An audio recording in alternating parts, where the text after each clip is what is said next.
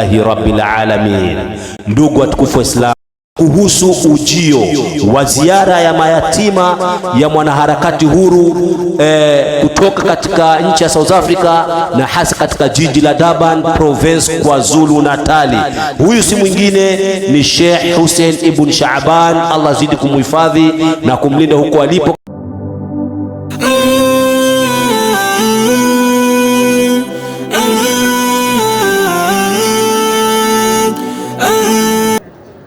Assalamu alaikum wa rahmatullahi wa barakatuh.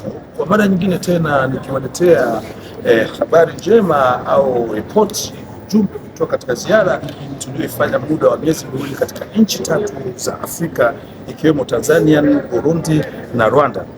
Yuko TV ikiwaletea tena kuwafahamisha yaliyojiri huko katika safari yetu tuliyokuwa nayo. Ilikuwa ni safari nzuri, njema, tena yenye kueleweka.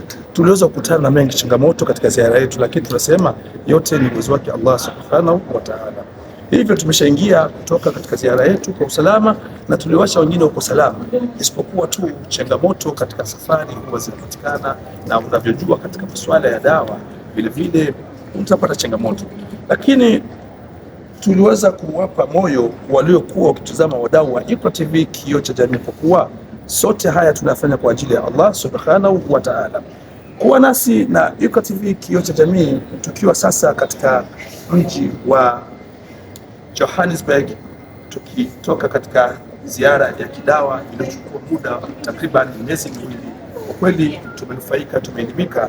Yote tutayapata ndani ya Iqra TV, kioo cha jamii. Wenu hapa Sheikh Hussein, kwa nasi kwa mara nyingine. Mwisho wa kipindi ndio mwanzo wa kipindi. Assalamu alaikum wa rahmatullahi wa barakatuh.